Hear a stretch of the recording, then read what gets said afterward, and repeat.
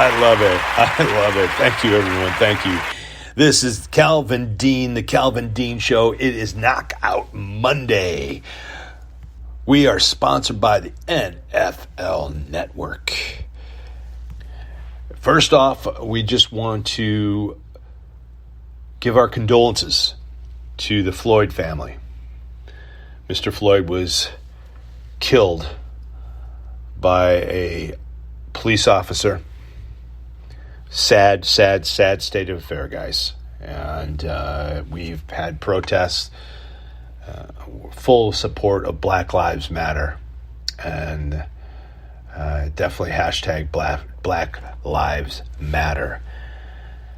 So many things have gone down in the last 14 days.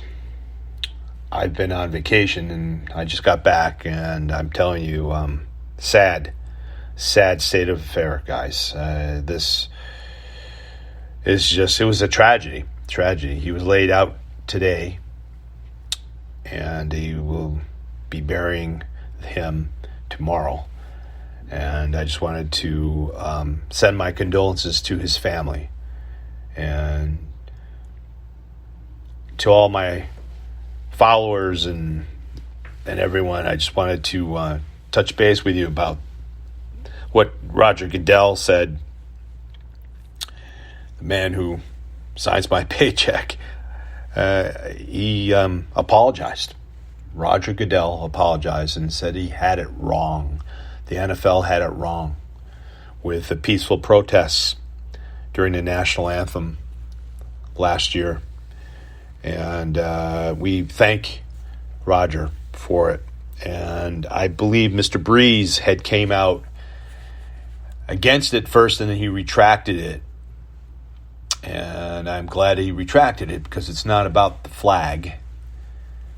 And it's all about Black Lives Matter and black men, women who are being killed by police. We have to do something about this. We really do. And the NFL is one of those sponsors of Black Lives Matter, and they will be doing everything in their power to bring about awareness of what's going on. And we are definitely living in a different time. We have the pandemic. We have unemployment spiking more than the Great Depression. And now we have George Floyd being murdered by a police officer, a white police officer. And this has gone on too far, too long. And it's time for all of us to speak out. If you are silent about this, then shame on you. Because people who are silent, no matter what you do, what type of job you have, if you are silent, you are complicit. I once was talking in a group of kids, and they were white. And I once told them, I said, I want you all to stand up. I want you to stand up right now if you want to be treated like an African American. And there was a good 30 kids in the class. I'm kids meaning like 18, 19-year-olds. And no one stood up. And I once again asked the kids, I said, okay, I don't think you guys realize what I was saying. I want you to stand up if you want to be treated like an African American in the United States. And none of them stood up. That has to tell you something right then and there. We're all aware of it, but you don't want to talk about it. Well, my podcasts for the NFL Network, we're talking about it. We're talking about it here. There's a lot of football we're going to talk about as well. but we're going to talk about this too. We're not going to hide. I'm not going to hide my feelings. I will be kneeling when the national anthem comes on. Not until we have true police reform. And it really needs to happen. That officer that killed George Floyd had 18 prior reports against him. 18. And he's still on the force. Still on the force. 18 reports. Wow. I mean, how many times, if you go to work and let's say if you go to work and you get a write-up, did something wrong, right? How many times do you get? What, 2 or 3 times and then you're fired? This man had 18 times. 18. It's sad. It's shameful. We have to do something about it. There has to be some type of police reform. I'm not saying defund and I'm saying dismantle. I'm saying police reform. That's what I'm saying. And we all have to talk about it. We all have to realize. Unfortunately, we don't have a commander-in-chief of the United States that wants to bring everyone together. And he's more like a divider. It's all he wants to do is hang out in his bunker in the White House and peaceful protesters near the White House the other day, and he wanted to go across the street and hold up a Bible. Man probably never even read the Bible. And just to hold up the Bible for a photo op. And what did he do? He ordered troops to manhandle, tear gas protesters so he can go do a photo op. That's wrong. We have to speak up, people. It's time to speak up. The NFL has to speak up, and they have. And I'm part of that, and I am speaking up. My name is Calvin Dean, and I'm proud to be an American, and I'm proud to speak up against police brutality, against the African American young men and women in America. There has to be something done about all this. Kids going outside and their parents saying, hey, you better carry your ID with you. If you go into a store, if you like something, don't pick it up. I mean, wow. I just can't. This is America, and we need to change. And hopefully this is a start. This is a beginning that we're all going to change. And the NFL we here at the NFL, we are fully invested into change. With a heavy heart, I once again give my condolences to the Floyd family. Anyway, this is Calvin Dean. Welcome to the Monday morning knockout show. And let's go over what is going to happen in the NFL this season. Number one, we have announced that we're making plans and having fans. But we do have plan B and C and D, just in case. Hopefully there will be fans. I reported months ago that there probably won't be. Actually a couple months ago. But you never know. Hopefully we could do something about it and have fans, but I don't know. We've had all these protests, and now there's a lot of these cities are having more people testing positive with the coronavirus. So that's a real thing. My cousin passed away from it, so it's definitely not a hoax. People, wear a mask. Get out there and don't be selfish. Don't be selfish. Really. You don't wear a mask, you're selfish. Seriously. You're being selfish. And do it. Don't listen to the President of the United States, who is just a clown.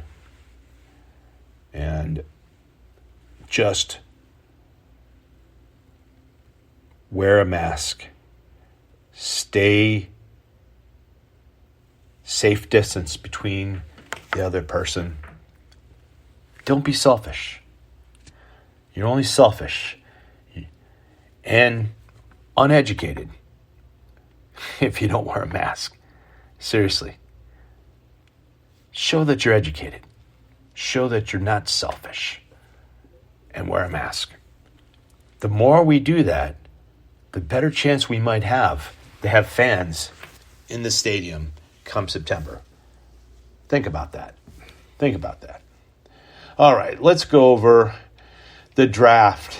We had the draft, and there's number one teams that I think the best team, the A+ in the draft, A+ was the Baltimore Ravens. The Baltimore Ravens, I predicted before the draft that they would be making the Super Bowl this coming year, this next season. And I still believe in it. And I'm marking them an A++. In the first round, number 28 overall, Patrick Queen, linebacker, LSU. The guy is just, wow, lights out. And then they took J.K. Dobbins from Ohio State. Sorry about that. They took J.K. Dobbins, running back from Ohio State, number 55 pick. The number 71 pick is a defensive tackle from Texas A&M. Big guy, Justice Matadubiki. I tell you, they really are shoring up that defense because, the Titans ran all over them in the playoffs. And they're shoring it up. I really believe that they really came out of the draft as the best team out of the draft. And the defensive tackle from Texas Tech, Broderick Washington, they picked him up. They picked offensive guard from Michigan, Ben Bridson. And they took another guard from Mississippi State, Tyler Phillips. And what about the linebacker, Malik Harrison from Ohio State? The guy, I'm telling you, they really took some great pickups from all over, even from Iowa in the 7th round. Geno Stone, what a pickup by that one. It's a safety. And, Baltimore really looks good. They look great. They managed to find some amazing value in every single round. I was very impressed with these guys. I tell you, they're going to. I'm still predicting they will be in the Super Bowl this coming season. And watch out, they have something to prove, and they have a chip on their shoulder too. The second best team that I think came out of the draft was the Dallas Cowboys. CeeDee Lamb, the wideout from Oklahoma. Wow, the guy's he's lights out. And then Trevin Diggs from the cornerback of Alabama. Wow. And a defensive tackle from Oklahoma, Neville Gallimore, and the cornerback Reggie Robertson, the second from Tulsa. Wow, is he good? And then you have the center from Wisconsin, Tyler Bystezi. Excuse me, I probably pronounced that name completely wrong. But he's just great. And then you have the edge rusher from Utah, Brandon Lee Ane. He's great. I tell you. And then even Ben Nsuki, he's the QB from James Madison. And they had the redhead from the Cincinnati Bengals, Andy Dalton. They're definitely doing some great. They really did good. have them as number 2, definitely number 2 in the draft, and they're going to have a really knockout year. I fully believe the Dallas Cowboys probably will win their division, and that's hard for me to say because I'm not a big Dak Prescott fan. It all depends on who shows up. Will it be the Dak Prescott that's sometimes good, sometimes great, or will he be just great? We'll see. Definitely not worth $40 million a year. I'll leave it at that. But they definitely were number 2 when it comes to the draft. I think number 3, I'm going to give it to the Cincinnati Bengals.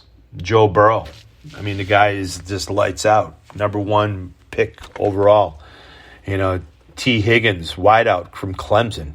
Wow. And then Logan Wilson, linebacker for Wyoming. Akeem Davis Gatler, the linebacker from Appalachian State. I mean, it goes on and on, guys. And Khalid Kareem, the defensive end from Notre Dame. Hakeem Digi, the offensive guard from Kansas. Oh, my God. Marcus Bailey from Purdue, the linebacker. Wow. I'll tell you, the Bengals really had a great draft. And it's, I'm giving them an A+. That's for sure. I think definitely the 4th would be the Minnesota Vikings. Justin Jefferson. They needed a wideout after getting rid of Diggs. Now, trust me, Justin Jefferson is no Diggs. They definitely lost on that end. But they have the cornerback. They needed to really do well. They had Jeff Gladney from TCU, the cornerback. They need to shore up that defense, that's for sure. They have the offensive tackle. Oh, my God. Cleveland from Boise State. I mean, he's just great. I mean, open up some massive holes for Mr. Dalvin. And, of course, you have the cornerback from Mississippi State. What was his name? Cameron Datzler. And then you have DJ Wonnum, the edge rusher from Carolina. James Lynch, the edge rusher from Baylor. Linebacker from Oregon, Troy Dye. Oh, my God, guys. It's one after another for Minnesota. I'm telling you, they're loaded. Loaded. KJ Osborne, the Miami wideout. Wow, I'm telling you. Watch out. I think Minnesota will win the division. I don't think the Green Bay Packers will even make the playoffs. Sorry to tell you that. They had one of the worst drafts I've ever seen. So, and I have number 5 on the death charts. The Cardinals, the Arizona Cardinals did great. Isaiah Simmons, the linebacker from Clemson, 8th overall pick. I mean, and who else does the Cardinals get? Come on, guys. Who else? D-Hop was traded from the Texans, and that's going to help out that offense. And that Josh Jones, the offensive tackle from Houston. Josh Jones is this monster, a monster tackle. And then they have a defensive tackle from Utah, Licky Foto. And then you have Rashad Lawrence, a defensive tackle from LSU. And you have the linebacker from Cal. What was his name? Evan Weaver. Eno Benjamin, running back from Arizona State. I mean, they are really loaded. Arizona is going to turn some heads. I'm not a big Kyler Murray fan, but they're definitely going to turn some heads, and it goes on and on and on. The draft is just, it goes on and on, and I fully believe that the Tampa Bay Bucks were definitely an A when it comes to drafting, and they're a number 6. I have them, and I'm telling you, Tampa Bay looks like a world beaters, especially who do they get? Gronkowski and the GOAT. Wow. And they have Evans. They have, oh my God, guys. I mean, they have a team I fully believe that they're going to be going to the Super Bowl. I fully believe that. And the New England Patriots will probably not even make the playoffs this year. They're going to be hard to even get to 500, the New England Patriots. That's just the way it is, and let's get back to the Tampa Bay Buccaneers. I mean, they definitely are an A+ when it came to the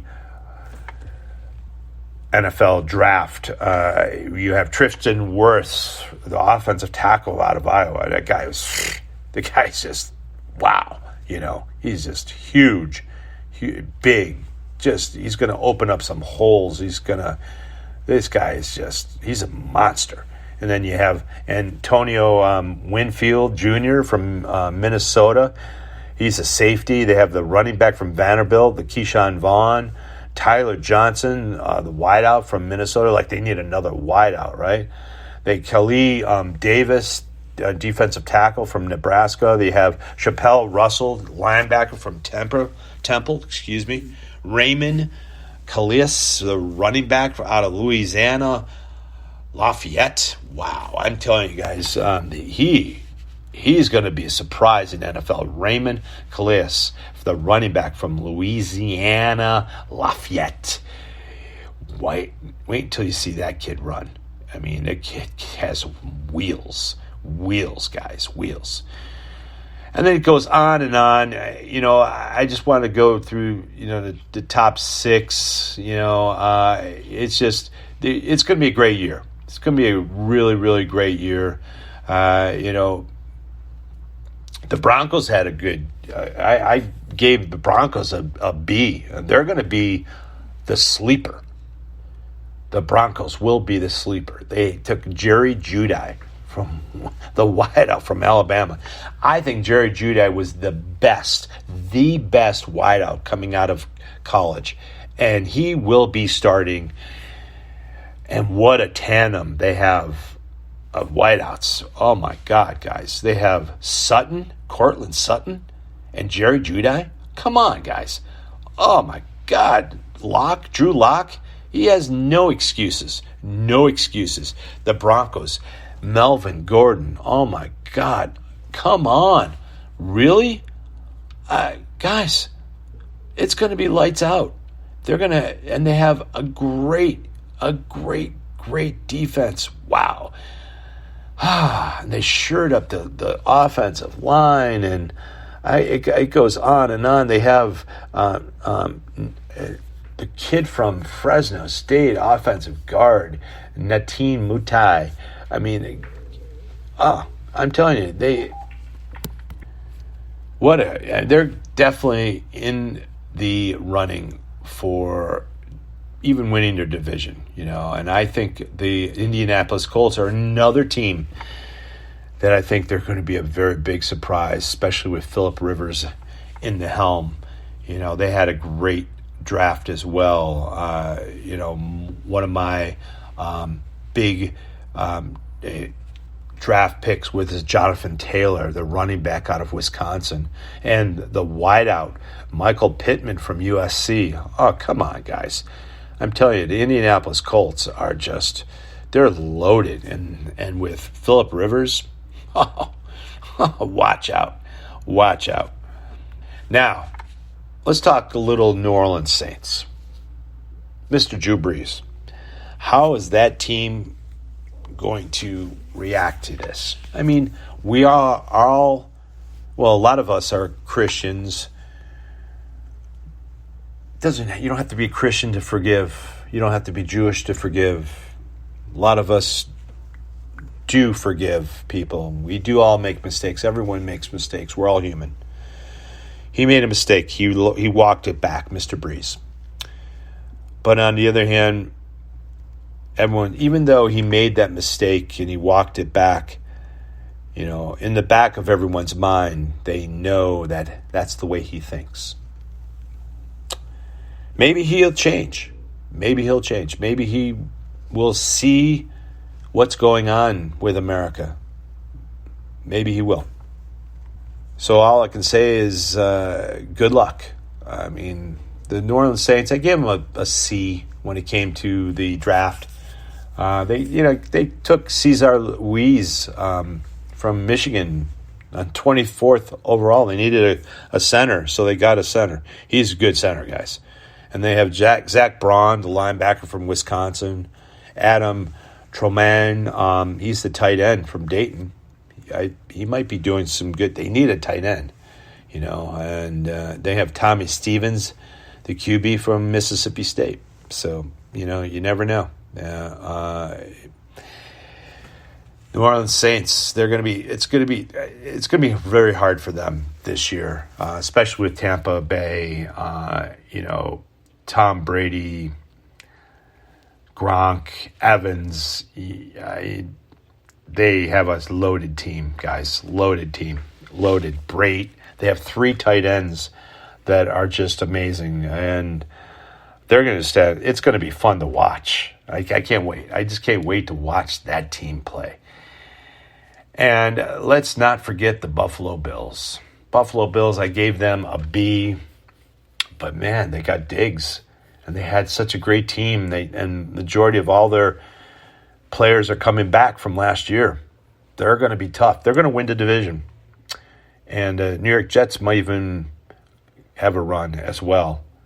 But I know the New England Patriots, so they will be fighting to keep at 500. And the Brady era is over. And the era of the New England Patriots dynasty is over. Sorry, Bill. You're not going to even make it to the playoffs this coming year. You should have paid Mr. Brady, should have gotten some people around him for at least 1 or 2 more years. But you didn't. Boo on you. Boo on you. And, get ready to eat some crow. Washington Redskins, they did pick up Chase Young, the edge rusher from Ohio State. He's the second out of the draft. What a great draft choice that is. But God, man, I mean, where are they going? They have not such a great team. They just can't. I don't know. I'm not a big fan of Washington, and I love Chase Young. I love that whole Chase Young thing. I think he's going to be great in the NFL. Yet they need a quarterback. And Haskins is terrible. He's terrible. He's so terrible. Anyway. What about those Raiders? Henry Ruggs III. They picked him up 12th overall pick. 4.2 in the 40 from Alabama. I don't think he was the best wideout coming out of the draft, but he was the first one. And the Raiders love that speed. Not many are going to be able to catch him and keep up with him, that's for sure. That kid can fly. And then they picked up the 9th team pick. They picked up Damon Arnett, the Ohio State cornerback. I mean, wow. I tell you, the Raiders had, I gave him a C+. But, they're going to definitely do well. The Las Vegas Raiders. You got to say that, Las Vegas Raiders. I didn't say the Oakland Raiders, guys. I said the Las Vegas Raiders. Anyway, it goes on and on. I think the worst team in the draft definitely is the Green Bay Packers. What were they thinking? I mean, every single person has them as number 32 out of 32 teams. As, the worst draft. I gave them an F-. And Jordan Love, I'm sorry, Green Bay, but he probably won't even be starting in the NFL. And they got A.J. Dillon, a running back from Boston College, number 62. Joshua DeGua from Cincinnati, the tight end. They need a tight end, but just, wow. I mean, they were one game away from the Super Bowl. One game away. And San Francisco ran all over them, and they just didn't have the firepower to keep up with San Francisco because San Francisco just ran over their defense. And they have a good defense, but not good enough to stop the San Francisco 49ers. So I would figure maybe they get a run stopper and maybe a couple great weapons for Mr. Rodgers. But no, what did they pick? Jordan Love. What a slap in the face for every single Packer fan and Mr. Rodgers as well. Anyway, I'm going to leave it at that. People, it's been fun. It's been great. Remember, Black Lives Matter. And, don't hold back. Speak up. Speak your mind. Remember, staying silent. You are complicit when you are staying silent. Once again, thank you. Thank you for tuning in. This is Calvin Dean with The Calvin Dean Show. We'll see you next week, guys.